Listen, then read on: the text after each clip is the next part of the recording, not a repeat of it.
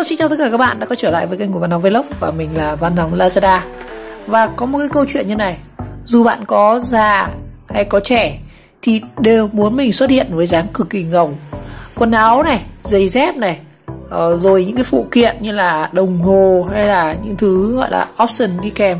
Nhưng mà nếu đầu tóc các bạn trông rối bời thì nó cũng sẽ phá hỏng hình tượng của bạn trong ký ức của bạn và cả những người xung quanh, như là trong các cái buổi hẹn hò, chúng ta đi công việc, chúng ta gặp gỡ đối tác, hay là trong những cái buổi mà chúng ta gọi là liên hoan gì đó. Và không giống như là đối với phụ nữ thì mái tóc của đứng mày râu hoặc là của các chàng trai thì hầu như là không nhận được sự giúp đỡ nào của các cái công cụ như là máy uốn hay là máy tạo nhiệt hay là những cái thiết bị hỗ trợ cho làm tóc. Và một cái điều mà có thể nói rằng một công cụ hỗ trợ duy nhất cho cánh mày râu để làm tóc đó chính là những cái chiếc keo bọt. Và hôm nay chúng ta sẽ nói về một trong những cái huyền thoại keo bọt rất là nổi tiếng của Nhật Bản, đó chính là Gatsby, đó chính là cái này.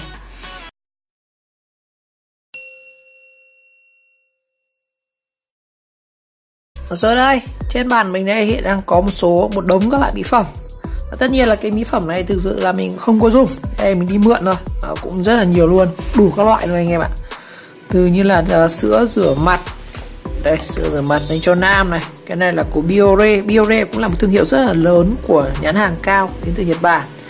Đây là những cái phụ kiện lăn nách này, cái này là cái lăn nách Softon, lăn khử mùi của nách, gọi là lăn nách chứ đúng người ta gọi là lăn khử mùi, gọi là nách thì hơi thô thiển.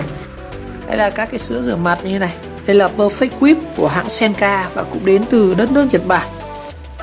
Đây, xuất xứ là từ Nhật Bản, cái này hàng nhập khẩu về Việt Nam. Đây là những cái lăn khử mùi, cái này cũng là của Cao này, đây là cái này là cái nước mà khi mà cạo râu xong thì người ta sẽ sử dụng, nó cũng đến từ nhãn hiệu là Cao, một cái nhãn hiệu rất lớn của Nhật Bản. Đây là có rất nhiều, đây có một cái sản phẩm nữa đó chính là Quick Perfect Super Well. Cái này dùng để, đây cũng là tiếng Nhật này, cái này dùng để keo tạo kiểu tóc keo cứng như vậy đó. Là có rất nhiều các cái gọi là sữa làm trắng như này. Thực ra đàn ông cũng có những loại sữa để làm trắng riêng, Biore này, có rất nhiều rồi anh em. Cái này thì mình không biết là cái sản phẩm gì, nó nhiều thứ quá, cứ vơ đại. Đây, Severwell này, Smoothing Aloe này đó, hay là một cái sữa nữa là sữa Amos này, rồi làm phụ kiện các bạn, Green Scott này đó, hay là Rewell Face Wash, cái này là sữa thì tẩy trẻ, có một cái sữa bé tí bí này của hãng Sekisei White Washing Farm của công ty Crochet, tôi không biết là cái gì. Đây một cái sản phẩm nữa là Hairspray Plan, ơi nóng thứ thế. Nhưng mà ngày hôm nay thì mình giới thiệu đến các bạn một trong những cái hãng có thể nói rằng cũng cực kỳ nổi tiếng ở Nhật Bản, đó chính là hãng Gatsby. Ở đây mình đang có 5 cái sản phẩm của Gatsby, như là Gatsby Super Hard đó, đây là một cái sản phẩm của Gatsby này. Có một cái Gatsby nữa là Super Hard Styling Foam. Đây nó có hai loại nhá, cái này mình sẽ làm một video riêng. Hôm nay chúng ta sẽ nói về một chút về hãng Gatsby. Đây cũng có một cái mã nữa của Gatsby, cái này là Gatsby 80g, nó là Air Dry đó. Hay là một cái Gatsby nữa là Spike S, cũng của Gatsby màu hồng này đó. Lọ này chỉ có 15g thôi. Và một cái nữa là chính là Gatsby, cái này là Runger Matte đó, nhiều lắm. Còn các cái hãng khác kia, và hôm nay tôi chỉ nói riêng về cái hãng Gatsby này. Chúng ta tìm hiểu qua một chút về cái sản phẩm Gatsby này nhá. Mình sẽ nói qua một chút về thương hiệu Gatsby. Đây có bán 3 lọ Gatsby này, có lọ màu đen, có lọ màu hồng, có loại màu xanh. Thực ra người ta có cái Gatsby này nó có đến tận nhiều màu lắm anh ạ. Anh em ở Nhật hay là sống ở Nhật thì chắc biết đến cái thương hiệu này, hoặc là những ông nào yêu thích về làm đẹp thì chắc chắn là Gatsby là một cái thương hiệu không thể bỏ qua. Một chút thông tin về thương hiệu Gatsby. Gatsby ra đời tại Nhật Bản vào năm 1978 và các cái sản phẩm của công ty này được sản xuất bởi tập đoàn Mandan, là một trong những đơn vị sản xuất mỹ phẩm và các cái sản phẩm làm đẹp được thành lập từ những năm 1927 cơ. Và ngay từ những ngày đầu tiên phát triển và ý tưởng chủ đạo của các sản phẩm của Gatsby mang cái thông điệp là The Friend Manston Man's Sky Lust, tức là xuất phát điểm từ tình yêu dành cho con người. Và ngày nay thì Gatsby đã trở thành một thương hiệu làm đẹp cho tất cả các đấng nam giới với rất nhiều các cái sản phẩm khác nhau, bao gồm như là các sản phẩm tạo kiểu tóc này, chăm sóc da mặt này, chăm sóc cơ thể, những cái sản phẩm cạo râu, thuốc nhuộm tóc, nước hoa và rất nhiều các cái phụ kiện nữa dành cho đấng mày râu. Và mục tiêu của Gatsby luôn hướng tới đó chính là lắng nghe những ước nguyện của các đấng mày râu trên khắp thế giới để giúp họ trở thành một phiên bản tốt hơn của chính mình luôn. Đó. Rồi sẽ có rất nhiều câu hỏi mà khi người ta thường gặp khi mà sử dụng các cái sản phẩm sáp hút tóc của Gatsby. Ví dụ như câu hỏi là tóc của một người rất là mềm và mỏng và không thể tạo được các cái nếp lượn ở trên tóc để làm cho tóc nó dựng đứng lên ý, để tạo kiểu được, thì có nên sử dụng thêm một ít sáp của Gatsby hay không?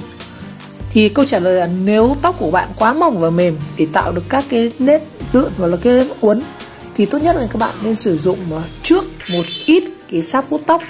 Và nếu bạn dùng quá nhiều sáp hút tóc trong một lần thì có thể khiến các tóc bạn bị như kiểu nó nặng thêm và nó sẽ bị cụp xuống. Vì thế mà khi tạo kiểu tóc với sáp thì bạn nên vuốt sáp hoặc là keo nó nhiều lần và mỗi lần chỉ một ít một thôi. Và khi các bạn vuốt tóc với sáp thì nên nhớ rằng nó sẽ làm cho kết dính một cách chắc chắn. Vì đối với những cái loại tóc mỏng và mềm thì lời khuyên là chúng ta nên sử dụng một ít keo dạng xịt để giữ cho tóc nó có thể đứng được. Ví dụ như là cái chai này đó, dùng cái Gatsby chai xịt này nó sẽ tốt hơn là dùng cái keo này. Một câu hỏi đặt ra nữa là khi tạo kiểu tóc với wash vuốt tóc của Gatsby thì tóc của người sử dụng nên để khô hay là nên làm ướt một chút? Câu trả lời là để tạo được một kiểu tóc như ý các bạn, tránh dùng wash vuốt tóc khi mà tóc ướt. Tốt nhất là thay vào đó là khi các bạn nên gội đầu này, sau đó chúng ta gội đầu để tẩy hết những cái gầu huyết hoặc là những cái chất bẩn trên tóc. Sau đó chúng ta nên sấy khô và tạo ra một kiểu tóc hơi gần với kiểu tóc mà các bạn chuẩn bị làm trước. Đại khái là chúng ta lên khung rồi. Và sau khi tóc đã khô một cách hoàn toàn thì các bạn có thể vuốt tóc với wash một cách liên tục. Và nếu các bạn dùng wash vuốt tóc thì tóc ướt thì khi mà tóc nó khô thì kiểu tóc nó sẽ bị thay đổi và không ra kiểu mà các bạn mong muốn. Chính vì thế lời khuyên dành cho các bạn là nên dùng wash vuốt tóc khi tóc bạn đã hoàn toàn khô ráo. Đó. Một câu hỏi mà rất nhiều người đặt ra nữa là khi mà đã tạo kiểu tóc mình mong muốn xong với sáp hút tóc, nhưng mà kiểu tóc đó mà khi các bạn đã vuốt tạo hình xong rồi nó không giữ được lâu, thì để khắc phục cho cái điều này thì lời khuyên dành cho các bạn đó là các bạn có thể xịt một ít keo sau khi các bạn đã tạo xong kiểu tóc. Với cái keo khi mà chúng ta xịt như này thì nó sẽ giúp tóc nó giữ được cái hình nó sẽ lâu hơn, và thời gian chúng ta định hình cái kiểu tóc để duy trì được cái hình dạng của nó sẽ lâu hơn. Nên các bạn có thể sử dụng các sản phẩm gel xịt như này. Đó. Câu hỏi nữa là cách tốt nhất để vuốt tóc bằng sáp hút tóc là gì? Câu trả lời là bạn không nên dùng một lượng lớn sáp hút tóc trong một lần vuốt, mà thay vào đó chúng ta nên dùng một lượng nhỏ và xoa đều lên lòng bàn tay của bạn trước khi vuốt. Và mỗi người sẽ có một lượng tóc và một loại tóc rất là khác nhau, không ai dùng hai cả. Và cho nên cái liều lượng vuốt tóc nếu mà chúng ta bôi ấy vẫn chưa đủ thì bạn có thể mình có thể bổ sung thêm. Và nếu các bạn muốn tạo kiểu tóc ở trên đỉnh, ở phía đỉnh đầu ấy, thì chúng ta có thể dùng thêm máy sấy tóc để thủ tóc nó đứng lên ấy. Thì khi mà tóc nó dựng đứng lên thì mình sẽ dễ dàng tạo các kiểu gợn tóc, kiểu nó gió nó hơi vào nó bồng bềnh một chút thì nó sẽ đẹp hơn. Đó. Và một điều đặc biệt nữa là sáp vuốt tóc Gatsby thì nó sẽ có rất nhiều loại và phù hợp với mỗi loại tóc khác nhau, độ dài khác nhau, tóc cứng khác nhau, độ mềm khác nhau, và tùy mỗi loại sáp thì nó sẽ có những cái độ bóng riêng, đặc biệt riêng cho những cái loại này. Đây mình sẽ chia sẻ ở video khác. Rồi cũng có một cái câu hỏi đặt ra nữa, đó là sự khác nhau giữa wash, well và cả gôm.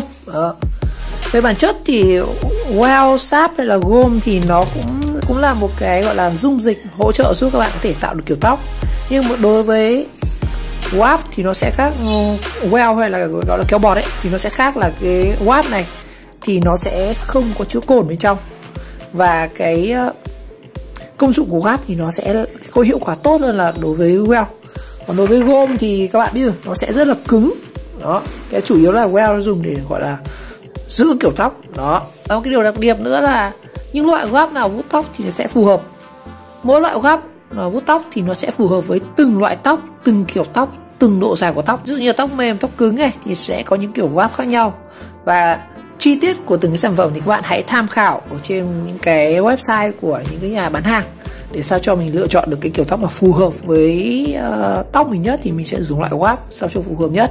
Và một câu hỏi nữa là rất nhiều người khi mà sử dụng các cái sản phẩm của Gasstyle là cái này có dùng để cho phụ nữ hay không? Và câu trả lời là những cái sản phẩm của Gasstyle hay là của các nhãn hàng khác thì nói chung là nó rất là unisex, tức là không phân biệt nam và nữ, chúng ta có thể sử dụng chung cho đứng mày râu và cả chị em vẫn có thể dùng được. Rồi có một câu hỏi nữa mà rất nhiều người đặt ra là có nên làm khô tóc bằng máy sấy sau khi gội đầu hay không? Và câu trả lời là chúng ta nên sử dụng máy sấy tóc khi mà gội đầu. Nếu mà tóc nó sẽ bị gãy thì nếu mà chúng ta vò nhiều nó sẽ rất bị gãy. Chính vì vậy khi các bạn nên dùng một chiếc khăn tắm lau cho bớt nước ở tóc đi. Sau đó các bạn sẽ dùng máy sấy để làm khô tóc, và các bạn có thể dùng những ngón tay mình luồn vào tóc như này, hoặc là dùng để luồn tóc lên để chải, để giúp cho quá trình khô tóc nhanh hơn. Chúng ta tránh nên dùng khăn chúng ta vò lau lên tóc quá nhiều thì nó rất dễ làm tóc bị gãy, chẻ ngọn đó. Và có một cái mẹo tốt nhất khi mà chúng ta sử dụng những cái sản phẩm wash như này, đó chính là đầu tiên chúng ta sẽ phải gội đầu thật sạch đó. Sau đó các bạn hãy để khô tóc đi, khô tóc bằng máy sấy này. Sau đó thì các bạn có thể trải trước cái kiểu tóc mà mình định muốn tạo chẳng hạn, hoặc là vuốt trước. Sau đó thì chúng ta mới sẽ bôi cái này, ta thoa lên bàn tay, chấm lên các kẽ tay này, xoa đều lên, để lên các kẽ tay, xoa đều lên, và chúng ta vuốt từ gáy, sau đó chúng ta vuốt đằng trước, sau đó chúng ta vuốt hai bàn tay, sau đó mới là phần đỉnh đầu. Chúng ta có thể tóe ra những cái kiểu tóc mà các bạn mong muốn. Ok.